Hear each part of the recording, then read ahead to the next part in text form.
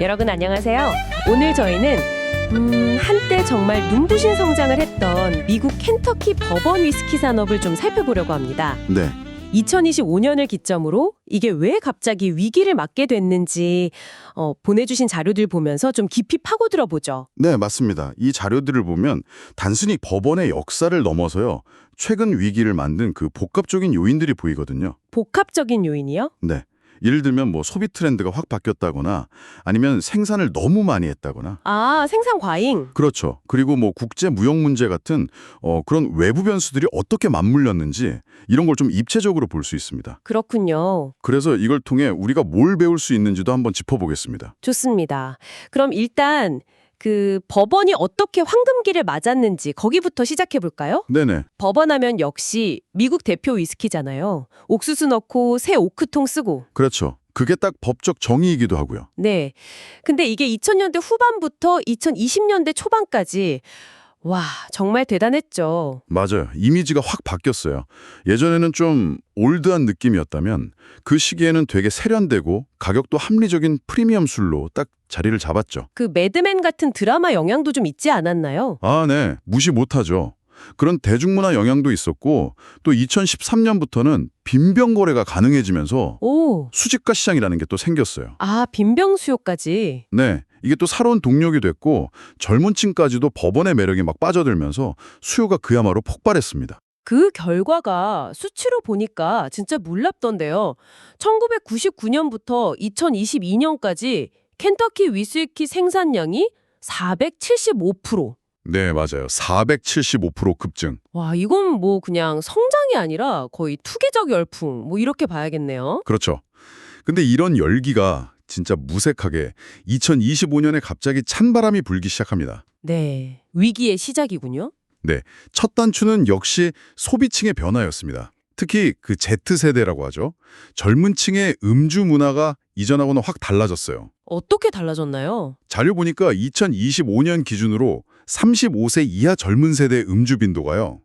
2000년대에는 72%였는데 62%로 10%포인트 넘게 줄었어요. 아, 술 자체를 덜 마시는군요. 네, 그런 경향이 뚜렷해진 거죠. 근데 마시는 술 종류도 달라졌다는 거죠? 그게 흥미로운데. 맞아요. 예전에 버번 인기 끌었던 그 특유의 강렬함, 오크 풍미 있잖아요. 네네.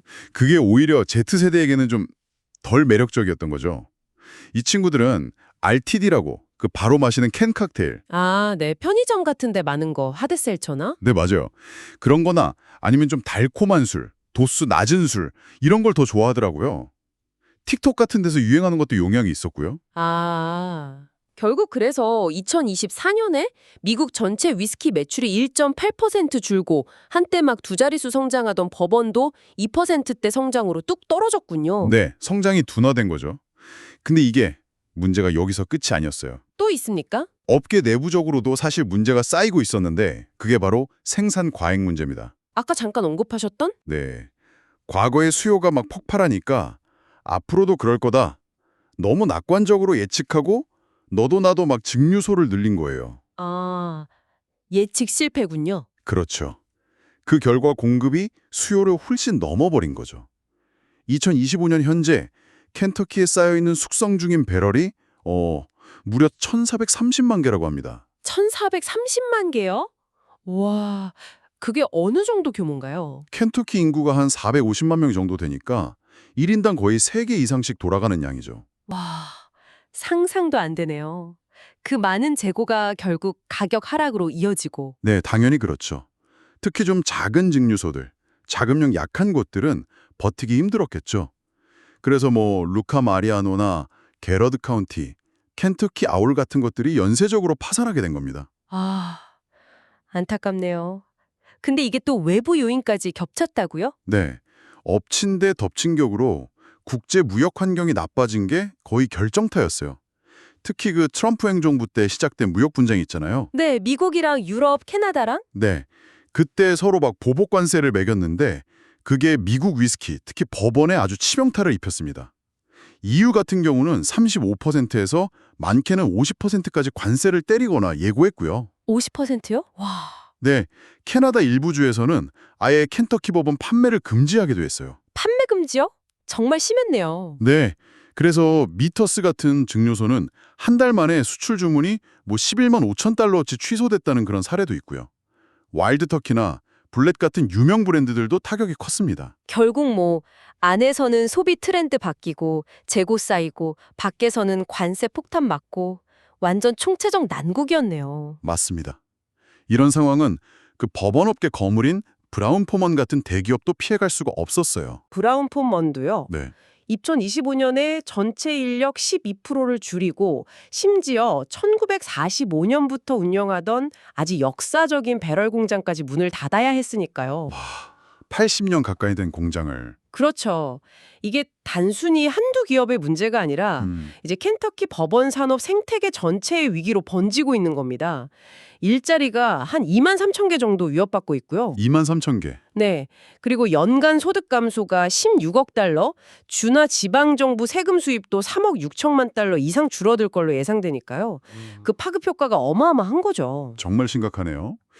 이 자료들을 쭉 보니까 이번 위기가 그냥 뭐 경기 안 좋아서 잠깐 이러는 게 아니라 아예 산업의 판 자체가 바뀌고 있다는 신호 같아요. 네, 정확히 보셨습니다. 그래서 여기서 우리가 얻어야 할 교훈도 좀 명확해 보입니다. 어떤 교훈일까요? 일단 그 단기 호황에 너무 취해서 섣불리 예측하고 막 투자하면 안 된다는 거. 이게 언제든 부메랑으로 돌아올 수 있다는 거죠. 그렇죠. 수요 예측, 공급 조절. 이게 정말 중요하네요. 네. 그리고 Z세대 사례처럼 소비 트렌드는 정말 언제든 또 급격하게 변할 수 있다는 거. 여기에 좀 민첩하게 대응하는 유연함, 그리고 브랜드나 제품 포트폴리오를 좀 다양하게 가져가는 전략, 이런 게 어느 때보다 중요해졌습니다. 그리고 국제 무역 분쟁처럼 이런 예측 힘든 외부 리스크 관리 능력, 또 너무 한 시장에만 의존하지 않는 시장 다변화, 이것도 꼭 필요해 보이고요. 네, 맞습니다. 근데 또 흥미로운 점은요, 위기가 꼭 나쁜 것만은 아니라는 거예요. 때로는 이게 혁신의 촉매제가 되기도 하거든요. 위기가 기회가 될 수도 있다. 네. 예전에 스카치 위스키 산업도 큰 위기를 겪었을 때 오히려 뭐 고숙성 프리미엄 제품을 개발한다거나 새로운 시장을 뚫으면서 돌파구를 찾았거든요. 아, 스카치도 그랬군요. 네. 법원 산업도 이번 기회에 좀 체질 개선에 나설 수 있겠죠. 그리고 또 하나 재밌는 건 아이러니하게도 법원이 이렇게 주춤하는 사이에 캐나다 증류소들이 아메리칸 스타일 위스키 이런 걸 내세우면서 반사이익을 보고 있다는 점이에요.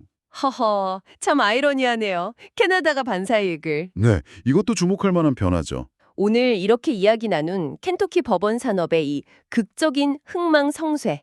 이게 단순히 그냥 술 산업만의 이야기일까 싶어요. 어쩌면 이건 빠르게 변하는 세대의 소비 취향, 또 예측 불가능한 이 글로벌 환경 속에서 다른 많은 전통 산업들이 앞으로 어떻게 살아남고 혁신해야 하는지 좀 더 근본적인 질문을 던지는 게 아닌가 한 번쯤 곱씹어볼 문제인 것 같습니다. 오늘 저희와 함께 켄터키 법원 산업의 위기를 깊이 있게 살펴보았습니다. 네, 유익한 통찰을 얻는 시간이었기를 바랍니다. 다음 시간에는 더 새로운 소식을 전해드리겠습니다.